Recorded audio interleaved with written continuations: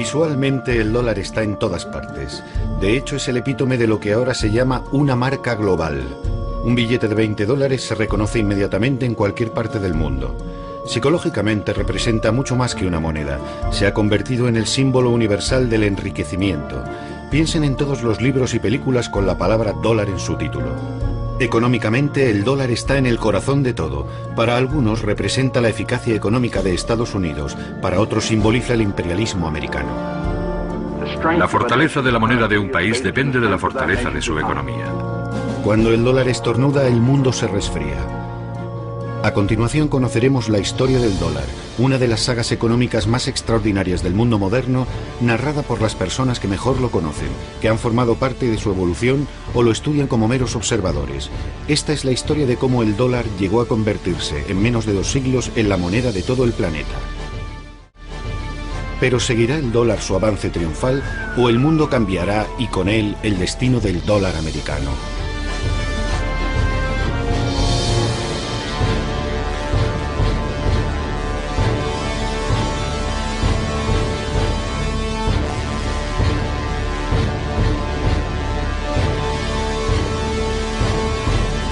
Los grandes símbolos del poder económico de Estados Unidos son Microsoft, General Electric, la Universidad de Harvard y el dólar. En cualquier conversación que escuches, en un restaurante, por ejemplo, la palabra dólar aparece en casi todas las frases. Está muy presente. Más que una moneda, es una obsesión. Siempre que se protesta contra Estados Unidos, aparece alguien rompiendo el escaparate de un McDonald's o quemando una bandera estadounidense, pero jamás verá a alguien quemando un dólar. Conozco a gente que se pasea por París con unos vaqueros que tienen como logotipo un billete de $1, pero nadie va por ahí con unos vaqueros adornados con €1. Para comprender la historia del dólar estadounidense, lo mejor es hablar con los historiadores, o en este caso con los numismáticos. Aquí es donde están todos, en la mayor feria de la moneda de Estados Unidos, en Memphis, Tennessee. Son verdaderas obras de arte, como cuadros de Picasso o Monet. Estos son preciosos. ¿Cuánto pides por ellos? $8 cada uno. Cuando se crea un país también debe crearse su moneda. En el caso de Estados Unidos eso además significó idear un sistema diferente a todos, en el que el dinero en papel tendría una mayor importancia. Uno puede ver la transformación del país a través de los diseños de su moneda. Afortunadamente conservamos muchos billetes antiguos. La gente los guarda por si aumentan de valor. 95, 18.000, ¿no? 17.000, un postor, 18.000, 19.000, 22.000, 30.000. Yo calculo que en esta subasta habrá ventas por valor de 7 o 6 millones y medio de dólares. Tras la firma de la Declaración de Independencia del 4 de julio de 1776, la recién nacida República estadounidense necesitaba dinero. Puesto que Gran Bretaña se negaba a renunciar a sus colonias, el país tuvo que declararle la guerra. Una empresa que requería mucho dinero, a pesar de que contara con la ayuda de franceses como el Marqués de Lafayette. Así que para financiar la contienda, a los líderes de la nación se les ocurrió una idea brillante: producir dinero de papel. Cuando declaramos la guerra a Gran Bretaña, emitimos esto que se llamó moneda continental.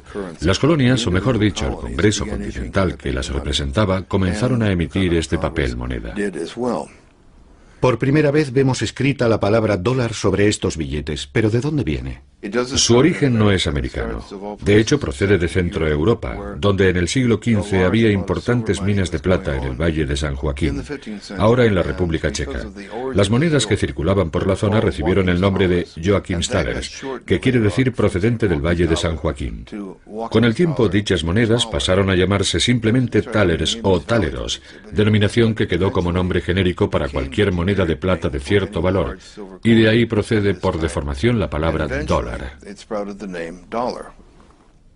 Y en cuanto al símbolo del dólar, parece que también viene de un lugar lejano. Le voy a mostrar una moneda hispanoamericana. Como puede ver, aquí aparecen 2 esferas y 2 columnas que simbolizan la unión del viejo y el nuevo mundo. Creemos que fue esta imagen la que inspiró la creación del símbolo del dólar. Sobre todo estos dos pilares que representan las columnas de Hércules y la curva que serpentea alrededor de las dos líneas verticales. Tras ganar la guerra contra Gran Bretaña, los americanos se concentraron en organizar las instituciones administrativas y políticas del país.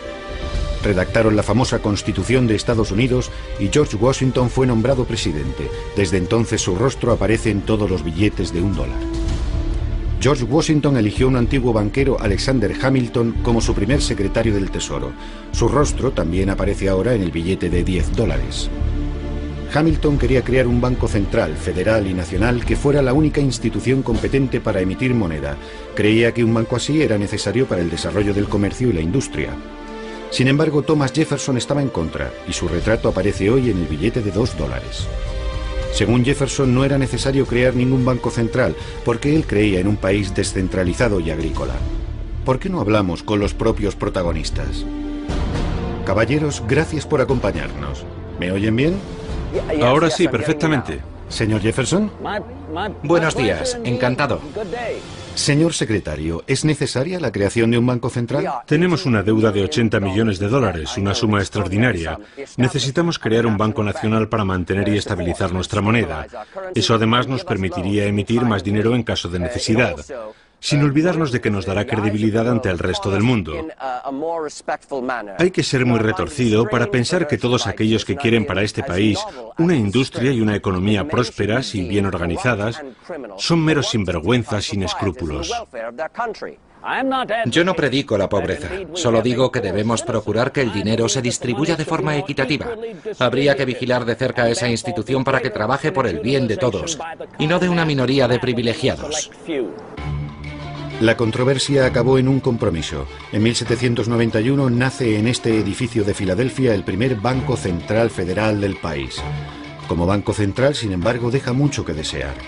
Para empezar, no tiene potestad de emitir moneda, y sus opositores, que estaban en contra de la idea de una banca centralizada, consiguen cerrarlo 20 años más tarde. En resumen, cuando comienza la conquista del oeste americano, el país no tiene banco central, y lo único que hace el gobierno federal es autorizar a bancos privados la emisión de sus propios dólares. Entonces, ¿qué dinero usaban los vaqueros para pagar el whisky en la cantina? Y cuando los forajidos atracaban los trenes, ¿qué dinero encontraban en su interior? Respuesta: en lo que a monedas se refiere había de todo un poco. Estaban las monedas de oro y plata de México, por ejemplo. En cuanto a billetes, el asunto era más complicado. Durante la primera mitad del siglo XIX, Estados Unidos no tenía una única moneda para todo el país. Había cientos de bancos privados que podían emitir miles de billetes diferentes.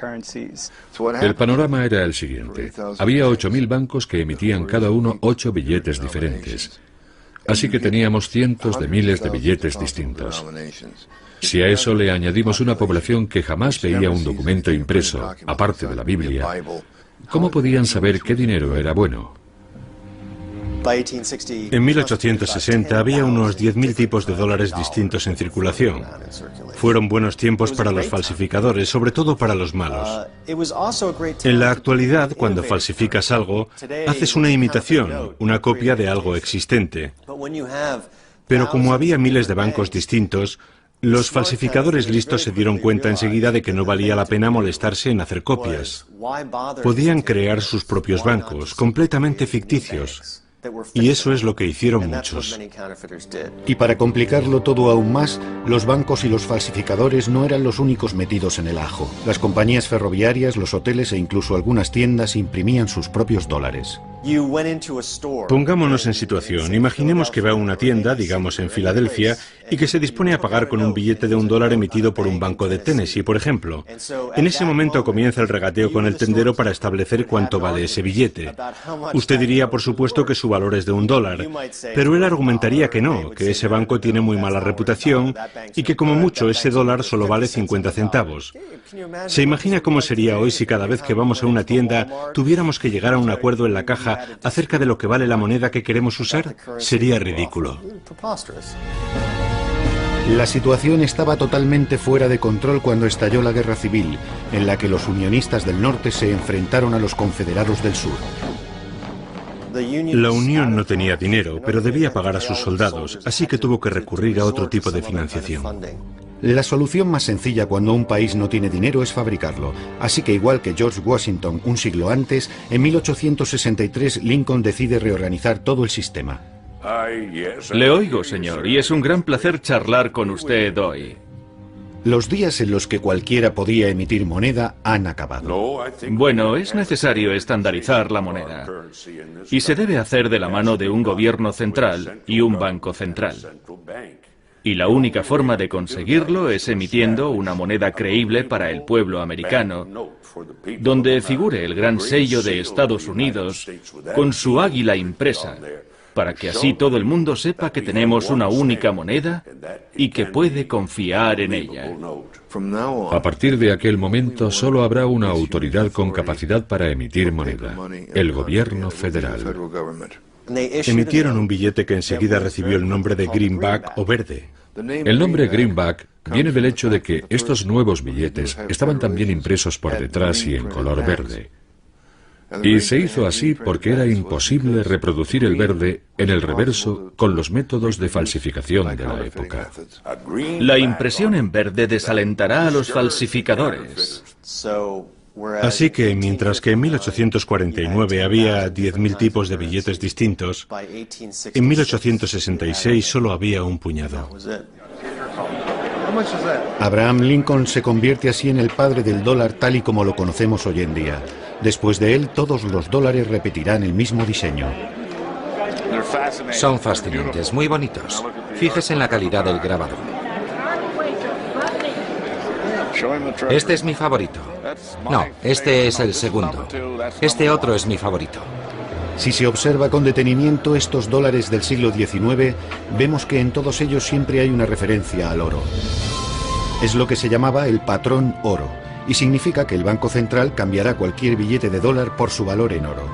En otras palabras, el valor total de todos los billetes en circulación jamás deberá exceder el valor de las reservas de oro del banco. Así, al menos en teoría, se evitaría que el gobierno sucumbiese a la tentación de no parar jamás la máquina de hacer dinero. A finales de siglo, Estados Unidos se había convertido en la mayor economía del mundo, superando a China y a todos los países europeos. Sin embargo, el dólar apenas se veía fuera de sus fronteras. La industria crece, la bolsa sube y la gente cada vez pide más dinero prestado para comprar más acciones. El gobierno sigue emitiendo dólares sin tener en cuenta si hay suficientes reservas de oro que respalden esas cantidades. Comienza a formarse lo que hoy en día se llama una burbuja especulativa. Los americanos no se preocupaban por lo que ocurría fuera de sus fronteras, y su política monetaria, que se centraba únicamente en la situación interna, alteraba cada vez más la circulación de capital, lo que a su vez afectaba negativamente a la libra esterlina, y al final todo esto desembocó en la Gran Depresión.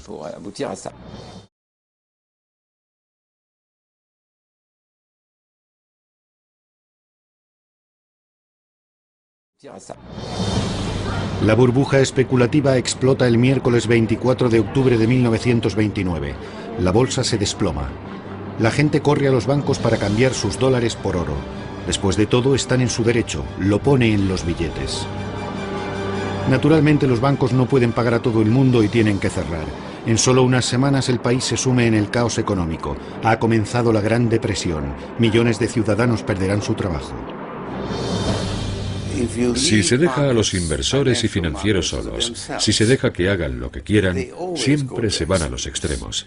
Y en la década de 1930 el sistema financiero se viene abajo por completo.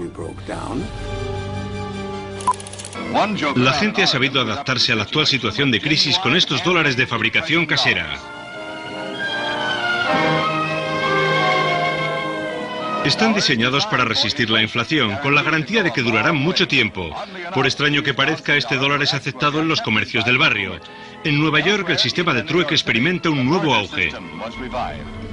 En 1933 la situación parece mejorar un poco cuando el demócrata Franklin Roosevelt resulta elegido presidente de Estados Unidos.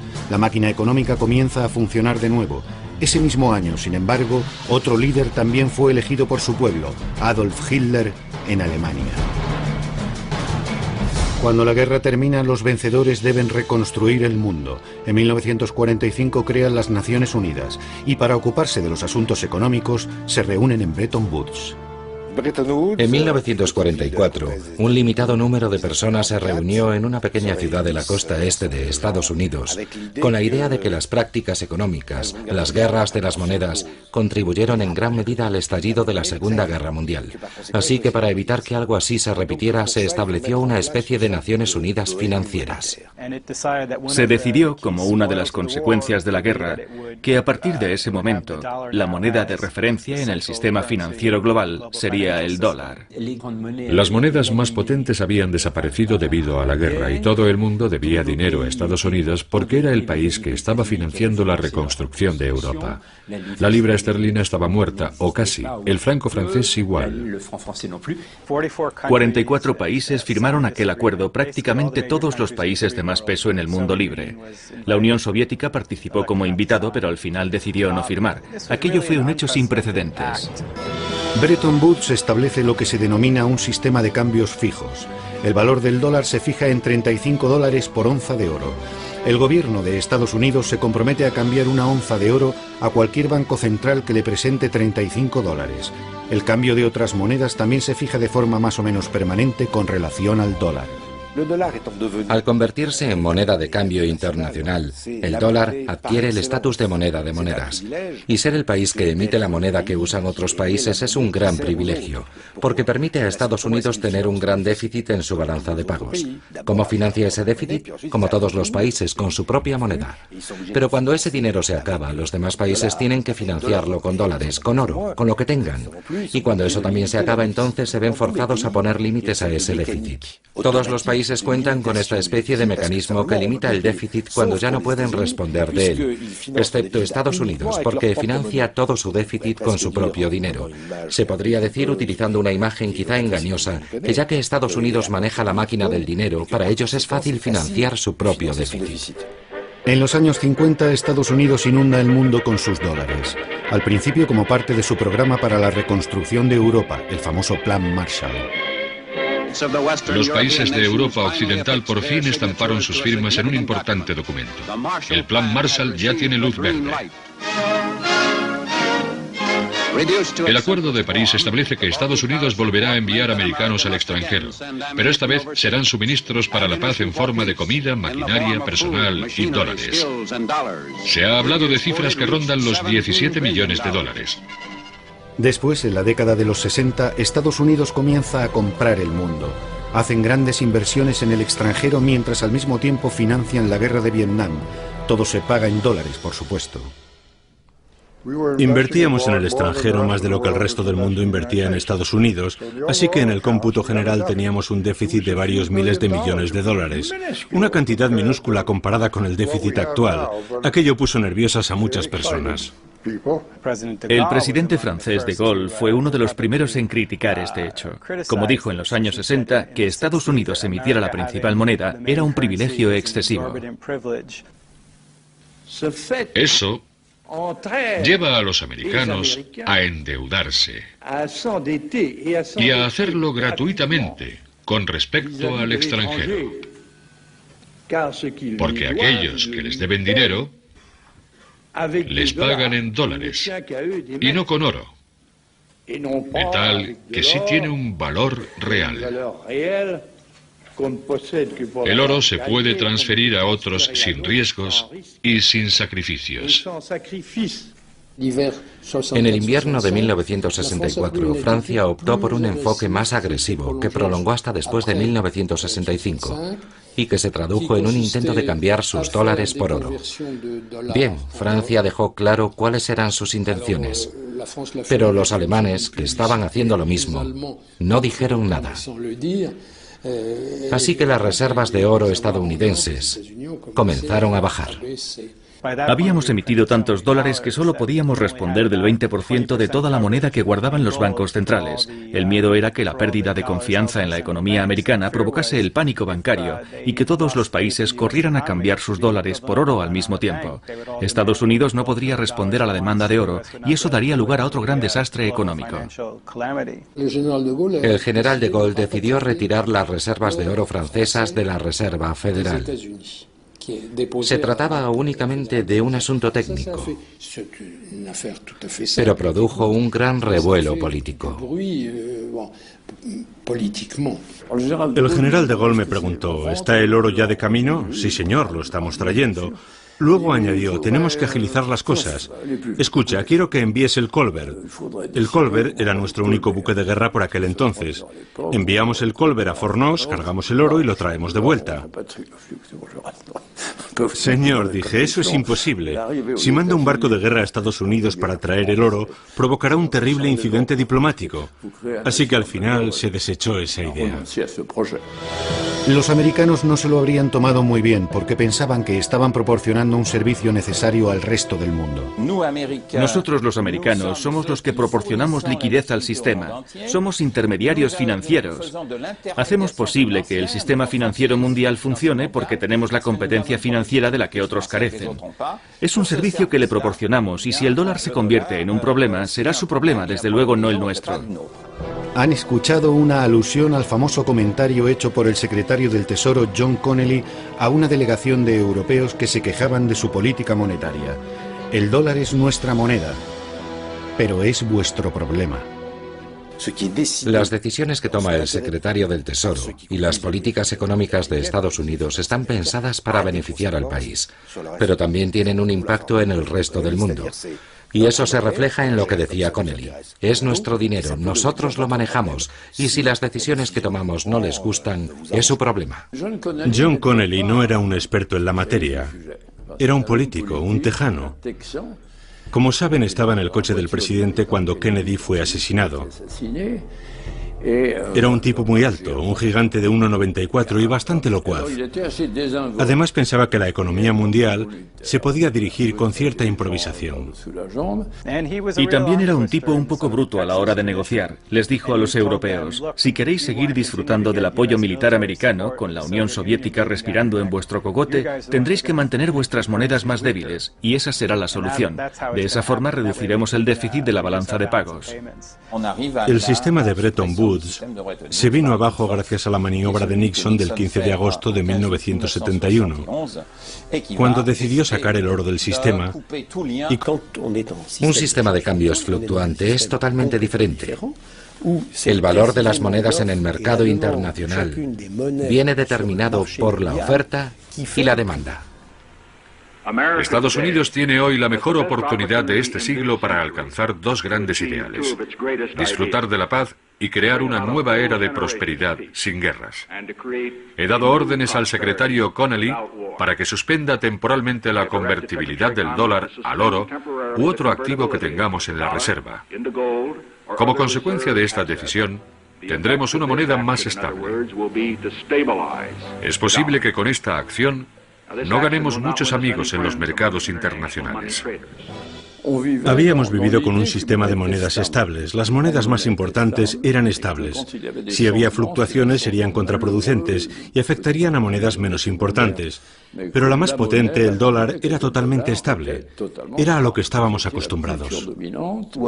Todo el mundo se sorprendió mucho, incluso aquellos que estábamos más cerca del poder, como yo. Solo unos pocos conocían los planes del gobierno. Kissinger, por ejemplo, no participó porque estaba ocupado negociando sobre Vietnam. Todo se llevó con mucha discreción y la medida cogió a los mercados por sorpresa.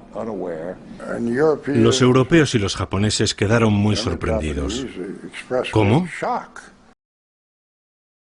¿Que quieren alterar el cambio de la moneda? Bueno, ¿de qué estamos hablando? ¿De un 2%? ¿Qué va? Dije, nada de un 2%. Estamos hablando de un 10 o un 15%. Y así acaba todo. El mundo de cambios fijos se convierte en algo del pasado. A partir de aquel momento, el valor del dólar cambiará cada mañana, y no poco. Imaginemos las fluctuaciones del dólar desde 1971 como un viaje en una montaña rusa. Las cimas y los valles de nuestra montaña rusa virtual reproducen las subidas y bajadas en la cotización del dólar. Abróchense los cinturones, agárrense fuerte porque va a ser un viaje movidito. Comienza bien, sin mucho desnivel. Es la época de los cambios fijos. El valor del dólar es estable. Llegamos a principios de los 70 y allá vamos. La primera devaluación del 12%. Una ligera subida, el final de su convertibilidad y cuidado, de repente cae un 25%. El presidente Carter nombra a Paul Volcker como presidente de la Reserva Federal. Sube el tipo de interés a más del 20%. El valor del dólar comienza a aumentar un 25, un 50, un 100, un 150, un 200%. Es demasiado caro para todos. Hay que devaluar la moneda. Ese es el objetivo del Acuerdo del Plaza de 1985. Durante 2 años el dólar sigue cayendo, pero está demasiado bajo. Hay que revertir esa tendencia. En 1987 las mayores potencias firman los acuerdos del Louvre en París con el objetivo de estabilizar de nuevo el dólar, y funciona bastante bien durante los siguientes 10 años. Después llega la administración Clinton, que vuelve a subir su cotización hasta el 11 de septiembre de 2001, cuando la guerra de Irak y los bajos tipos de interés hacen que disminuya su valor. Intentemos explicar cómo se produjo uno de estos picos, por ejemplo el más alto. Corre el año 1979. La economía estadounidense no está muy boyante. El dólar se encuentra en su cotización más baja y la inflación bate récords con un aumento de los precios del 15%. El presidente Carter llama a este hombre, Paul Volcker, para que se ocupe de la Reserva Federal. Su misión, frenar la inflación. Paul Volcker llegó en una época horrible, a principios de los años 80, un periodo en el que muchos bancos centrales no conseguían acabar con la inflación. Subían los tipos de interés hasta llegar a un punto determinado y conseguían que la inflación bajara algo, pero luego volvía a subir. Era como cuando un médico te receta antibióticos, bajara algo, pero luego volvía a subir. Era como cuando un médico te receta antibióticos, pero no te da los suficientes o te los tomas durante menos tiempo y entonces necesitas una dosis mayor de medicinas. La Reserva Federal tuvo que subir los tipos de interés hasta lo que Helmut Schmidt llamó el nivel más alto desde Jesucristo. Los bancos centrales tienen una gran arma para acabar con la inflación y es el tipo de interés, el interés al que se presta el dinero en un país determinado. Los bajos tipos de interés estimulan la economía, pero también producen inflación.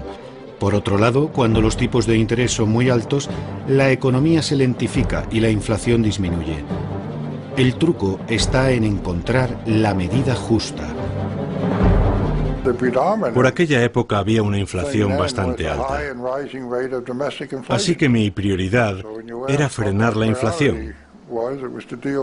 Pero para conseguirlo, también había que hacer algo con respecto a la debilidad del dólar. De modo que desde 1981 hasta 1985 el dólar sube de forma constante mientras la inflación baja y la economía se lentifica cada vez más. Mientras tanto la población sufre, nadie puede hacer frente a unos tipos de interés del 20%. Los constructores estaban particularmente molestos, sobre todo porque el periodo anterior había sido bastante bueno para ellos. Así que, medio en broma, medio en serio, comenzaron a mandarme ladrillos a mi oficina. La gente le culpaba de sus problemas. Le paraban por la calle, le ponían un dedo en el pecho y le decían: usted es el culpable de que mi padre haya perdido su trabajo. O por su culpa no podemos vender nuestra casa. En 1984 el dólar está tan alto que los gobiernos deciden que ha llegado el momento de intervenir. Se organiza una cumbre internacional en el Hotel Plaza en Nueva York. Para los europeos la moneda estadounidense resultaba demasiado cara. No podían pagar en dólares las zapatillas Nike, los tractores Caterpillar o simplemente los barriles de petróleo. Todos esos productos eran demasiado caros. La única solución al problema era llegar a un acuerdo monetario o recurrir a medidas proteccionistas. Y ante la amenaza de un resurgimiento del proteccionismo, los estadounidenses se dieron cuenta de que tenían que llegar a un acuerdo con los demás países. Entonces la comunidad internacional decidió debilitar el dólar. Habría otros picos en los años siguientes, pero la montaña rusa jamás alcanzaría aquellas cotas. Casi todos los picos coinciden con grandes crisis internacionales: la crisis de la deuda mexicana, la crisis financiera asiática, el colapso económico de Argentina, la burbuja de las .com. Teniendo en cuenta todas estas turbulencias y los altibajos a los que se enfrentaron los pasajeros, cabe preguntarse: ¿hay alguien al volante? Es decir, ¿quién controla el dólar en Estados Unidos?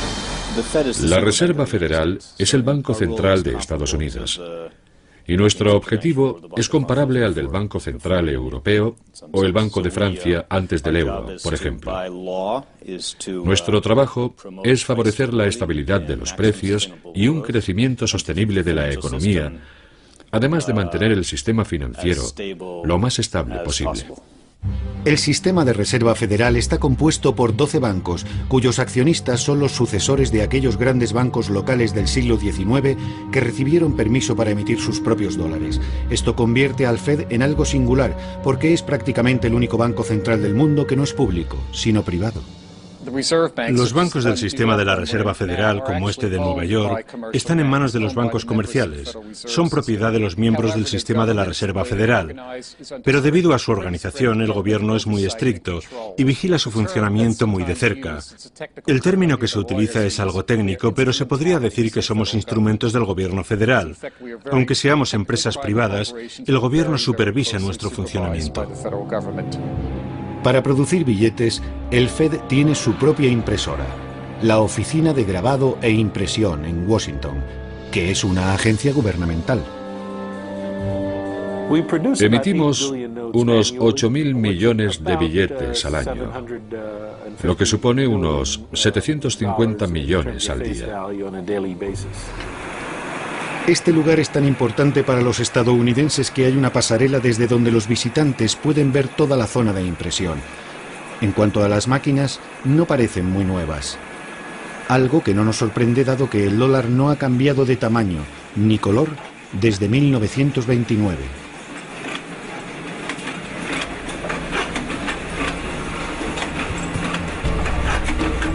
La Oficina de Grabado e Impresión produce 22 toneladas de billetes nuevos y crujientes todos los días que se distribuyen por todo el país. En Estados Unidos se usan mucho los billetes y el dinero en general. De hecho, 1 de cada 10 dólares es un billete real y palpable. Los otros 9 son solo números que bailan en los ordenadores de los bancos. Puede que 1 de cada 10 no parezca mucho, pero es el doble de la cantidad en circulación de libras esterlinas, yenes japoneses o euros, cuyos billetes nunca han supuesto más del 5% del total del dinero del país. Es más, al contrario de lo que cabría pensar, el número de billetes en circulación no se reduce, sino que aumenta, a pesar de la llegada de las tarjetas de crédito.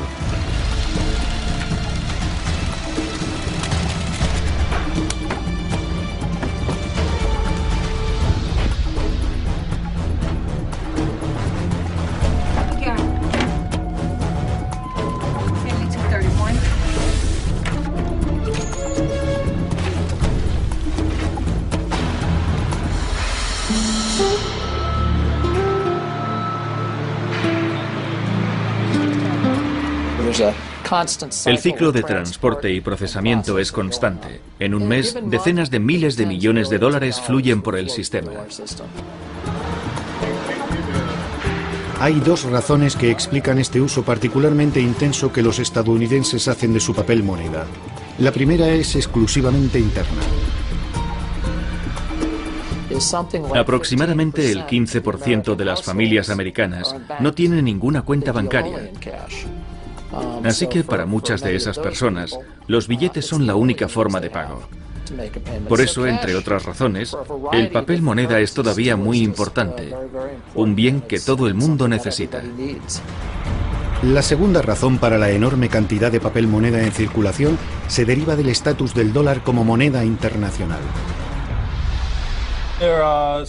Hay más de 777.000 millones de billetes en circulación, de los que más de 512.000 millones se mueven fuera de nuestras fronteras. La gran mayoría de los billetes que circula fuera del país se suele utilizar principalmente como moneda de ahorro por aquellas personas que quieren tener un fondo en caso de emergencia. Razón por la cual hay que ser muy precavido y no hacer ninguna alteración de forma precipitada. El diseño de un billete es un proceso muy complicado. Nuestra primera preocupación es la seguridad. Queremos dificultar su falsificación y para ello superponemos el mayor número posible de parámetros de seguridad. Luego pedimos a los grafistas que creen dibujos o motivos que integren todos los elementos de seguridad. Suele ser un proceso muy largo. Acabamos de rediseñar un nuevo billete de $5 y todo el proceso nos ha llevado más de un año, lo que en realidad es poco tiempo. Atención, agárrense porque ahora el greenback, el billete verde, ya no es totalmente verde. se ha añadido un poco de color. Estamos en la ceremonia de presentación del nuevo billete de $5. La casa del fondo perteneció a Abraham Lincoln, el padre del billete de dólar. Introdujimos la nueva serie de billetes de color en el año 2003. El nuevo billete de $5 combina nuevos parámetros de seguridad. Como saben todos, no es necesario cambiar los billetes antiguos de 5 por los nuevos, porque la Reserva Federal no ha anulado los viejos billetes y no piensa hacerlo. En solo unos minutos, será un honor para mí gastar mi primer billete de $5 para ponerlo oficialmente en circulación. Veamos, ¿qué puedo comprar aquí? Bueno, aquí tenemos un libro sobre grandes discursos. Estupendo. Creo que tengo un billete de 5 nuevecito por aquí. ¿Ah, sí? Sí, aquí está. Con nuevos parámetros de seguridad. No seamos duros con ellos. Solo son funcionarios del gobierno, no actores profesionales. El hombre en primer plano es un representante de la Reserva Federal. El que está justo detrás de él es del Servicio Secreto, un cuerpo de policía altamente especializado que tiene dos misiones principales: proteger al presidente de Estados Unidos y al dólar. En otras palabras, su función es defenderlo de los falsificadores. La mujer de la izquierda trabaja para el Departamento del Tesoro. Es la cajera de Estados Unidos y su firma es la que figura en los billetes de $5. Y a continuación, para los niños y sobre todo para los que nos ven desde casa, les ofrecemos una rápida lección sobre detección de falsificaciones. ¿Quién conforma la primera línea de defensa contra los falsificadores? Tú. No, vosotros. ¿Qué es lo primero que hay que hacer para saber si un billete es falso? Mirarlo a contraluz. Mirarlo a contraluz. En el billete nuevo hay dos filigranas. Un gran 5 y una columna de 5 pequeñitos. Eso es lo que tenéis que buscar. Las falsificaciones introducidas con éxito en el sistema ascienden a unos $61 millones. Y aunque parece mucho, en realidad solo es el 1% de todo el dinero en circulación. ¿De qué clase están hechos? Esa es una gran pregunta. Usamos una fórmula secreta, pero se podría decir que más que papel es un tejido, y aún así su duración es limitada. La vida media de un billete está entre 2 y 5 años. Como todas las grandes estrellas internacionales, el dólar tiene su único y distintivo estilo, un estilo propio. Pero ¿por qué resulta tan llamativo, tan efectivo visualmente? ¿Cuál es su secreto? En primer lugar, el color es muy importante. Y luego están todos los demás símbolos. Es como si cada billete contuviera un pedazo de historia viva de Estados Unidos y de filosofía americana. Así es, los dólares americanos estimulan nuestra imaginación porque están cubiertos de símbolos misteriosos, supuestamente masónicos, que datan de los comienzos de la Revolución Americana. El revés del billete es lo que más llama la atención de la gente en lo que se refiere a los símbolos. En la cara del billete tenemos a George Washington, el primer líder de la nación, que además era masón. Así que se podría decir que hay una referencia masónica en esa parte del billete. Pero el envés resulta mucho más misterioso hasta para los americanos. En el envés aparecen las dos caras del gran sello de Estados Unidos. El diseño del sello del siglo XVIII corrió a cargo de un comité en el que se encontraban Thomas Jefferson, John Adams y Benjamin Franklin. Son muchas las personas que creen que el sello y los símbolos tienen significados ocultos. Muchos cuentan las plumas del águila. Son 33. Según los partidarios de las teorías conspirativas, 33 es el número exacto de grados presentes en el rito masónico escocés. El rito antiguo y aceptado, bastante conocido en Estados Unidos. También hay personas de ideología de extrema derecha que ven en esta coincidencia implicaciones siniestras, incluso pruebas de una gran conspiración de la élite para hacerse con el dominio del mundo. Sin embargo, entre los 56 hombres que firmaron la Declaración de Independencia, solo 9 eran francmasones. George Washington y Benjamin Franklin, por ejemplo, pero no así Thomas Jefferson o John Adams. No creo que existiera ninguna conspiración de los masones para manipular la Revolución Americana, sino simplemente que los ideales de la Revolución, como los de la francmasonería, se inspiran en la misma fuente filosófica, el siglo de las luces. La inspiración estética para el diseño del billete verde deberíamos buscarla más bien en algo que muchos de estos hombres del siglo XIX compartían: un aparente interés por el esoterismo, la simbología cristiana e incluso la egiptología, como parece corroborar la cara frontal del Gran Sello. La Gran Pirámide es un símbolo de longevidad, de permanencia. Las pirámides siguen en pie después de muchos siglos, y los padres de la patria querían eso mismo para Estados Unidos. Por lo que respecta al ojo que hay en su vértice, es un símbolo muy antiguo que nace cientos de años antes, y representa a Dios, que protege a la nueva nación americana. De hecho, el dólar está tan ligado a Dios que es la única moneda del mundo occidental que pide explícitamente su protección. En ella aparece el famoso lema "In God we trust", en Dios confiamos, que tanto intriga a los extranjeros. El pueblo americano siempre ha sido muy religioso. Es una realidad que todos los gobiernos han tenido siempre en cuenta. En 1861, cuando estalló la Guerra Civil, un pastor de Pensilvania escribió una carta que luego se hizo muy famosa al secretario del Tesoro, un hombre llamado Simon Chase. En ella decía más o menos: oiga, el país está enzarzado en una terrible guerra fratricida. Es evidente que necesitamos ayuda de la divina providencia. Necesitamos la ayuda de Dios, de modo que le pidió que apareciera el nombre de Dios en alguna parte. El secretario del Tesoro encargó a un funcionario que escribiera varios lemas, aunque ninguno de ellos era el actual. Se los mandó a Chase y este, después de estudiarlos, propuso el que acabaría inscribiéndose en los billetes: "En Dios confiamos". A finales de la década de 1930 comenzó a aparecer en todas las monedas estadounidenses, y en 1957 también estaba en el papel moneda. Primero en el billete de $5 y más tarde en todos. Así que ahora, algo más de 50 años desde que apareciera por primera vez en los billetes, no solo está en todas las monedas y en todo el papel moneda, sino que además es el lema de la nación. Como nosotros solemos decir, solo nos fiamos de Dios. Los demás deben pagar en efectivo. El verdadero dólar, sin embargo, el que tiene mayor influencia, no es el billete verde.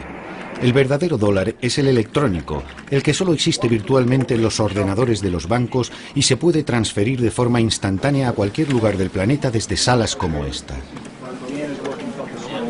Estos ordenadores se usan solo para comprar y vender dólares las 24 horas del día, los 7 días de la semana, en nombre de grandes empresas, instituciones financieras, inversores o meros especuladores. Ahora están a 45. Entonces, ¿doy la orden? Tengo 2 peticiones de venta a 50. Sí, el petróleo ha alcanzado su límite. Es increíble cómo la gente está a la caza del euro. ¿Quiere recoger beneficios? Está bien, entonces intervendré si la cotización llega a 75. Lo retendré hasta las 3. Adiós. Esos botones con comprar y vender escritos encima son los que determinan el precio del dólar. El trabajo de un agente de bolsa es apretar o no uno de estos botones. Pero ¿cómo se toma esta decisión? Lo importante aquí son las diferencias de tipos de interés entre los países. Eso es lo que atrae al capital. Por eso el dinero sale o entra de los países. Así que lo que buscamos son indicaciones de que el tipo de interés va a cambiar. ¿Y cuál será la diferencia entre los tipos europeos y los americanos, por ejemplo? Ese es el principio básico. Hoy, sin embargo, el mercado de divisas ha crecido hasta alcanzar tales proporciones que todos los días se compran y se venden entre 2 y 3 billones de dólares en todo el planeta. Y para mantener el mercado ahí arriba, los agentes de bolsa hace tiempo que se pasaron al piloto automático. Se trata de un sistema automático que te permite hacer transacciones sin que nadie intervenga. Se llama sistema automático integral. Los ordenadores hablan entre ellos y compran y venden, y así se pueden transferir miles de millones de dólares. Es asombroso. Ahora ya sabe lo que hacemos todo el día, mirar estas pantallas. Y el hecho de que todo el mundo esté mirando las mismas pantallas al mismo tiempo resulta determinante para explicar el comportamiento del mercado. Antes ocurría que no todo el mundo tenía acceso a la misma información al mismo tiempo.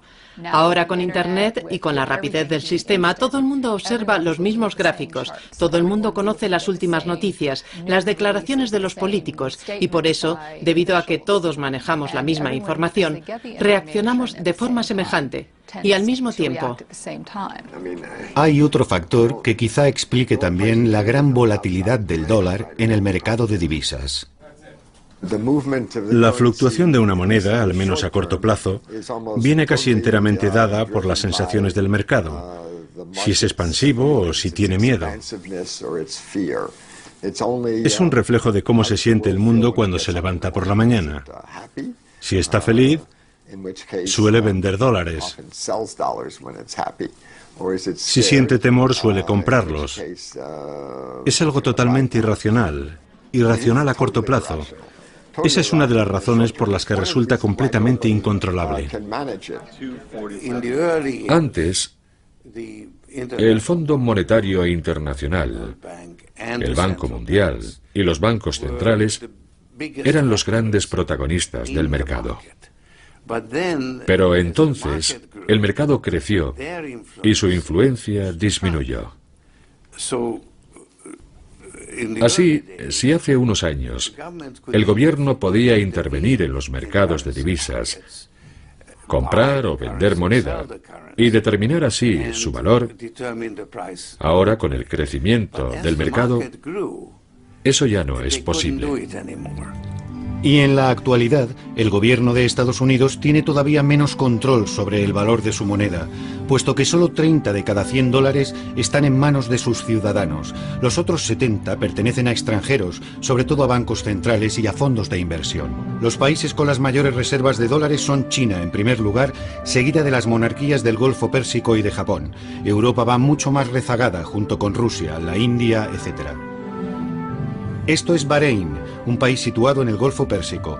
Se calcula que en sus cámaras acorazadas los países petroleros de esta región guardan el 25% de todos los dólares del planeta. Hoy el jeque Mohammed Al-Khalifa inaugura un simposio sobre un tema muy especial, el dólar o el euro. ¿Cuál es la mejor elección para la zona? Los ponentes son representantes de importantes compañías financieras y de inversiones de Londres y Nueva York. Los oyentes, sus clientes potenciales, son miembros de gobiernos locales, jefes de empresa y varios individuos acaudalados.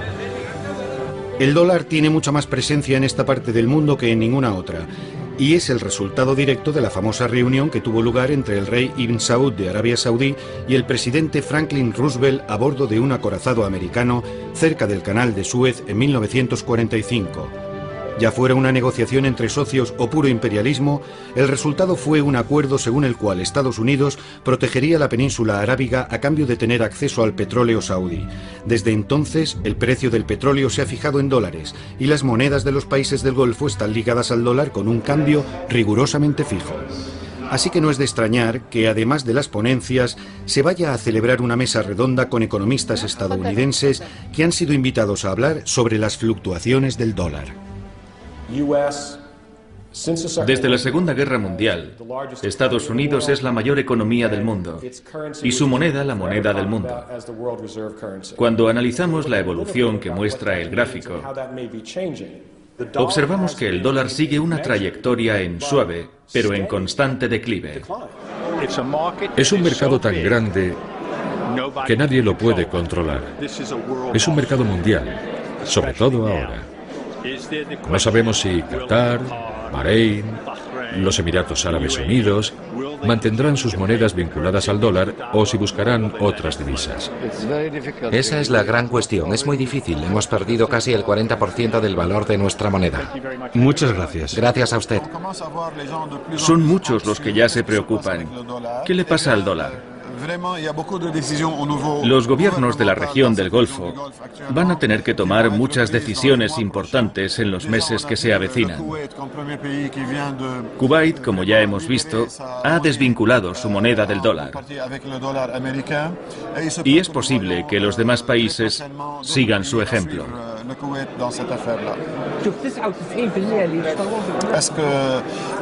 Este es el fin del dólar estadounidense. Ha sido un buen padre y todos sabemos sabemos que es muy doloroso perder a un buen padre.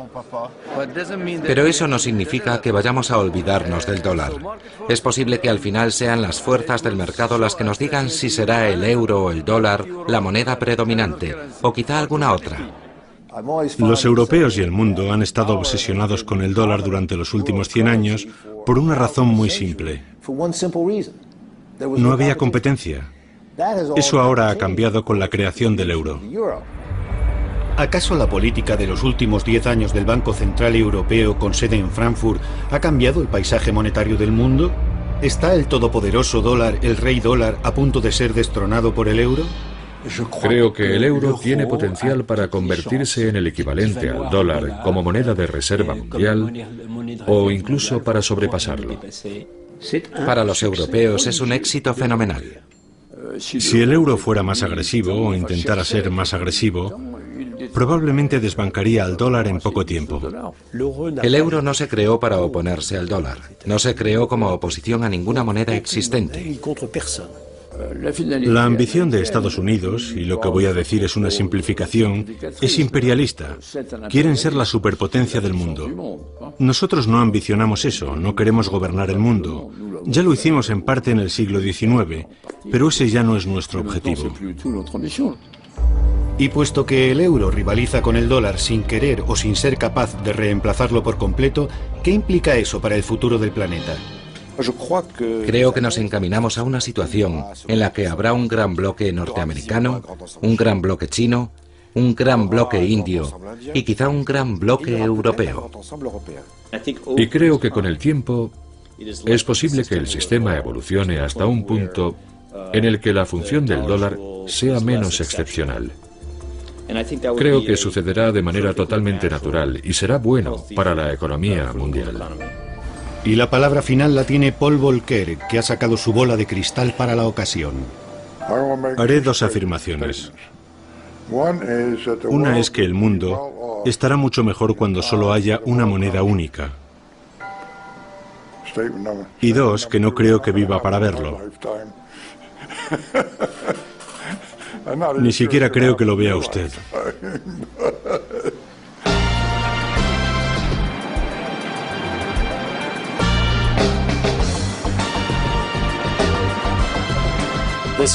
Este año tenemos una gorra con el símbolo del dólar, un clip con el símbolo del dólar, este pañuelo con estampado de dólares. En Estados Unidos estamos tan obsesionados con el dólar, estamos tan obsesionados con el dinero, que nos lo ponemos encima.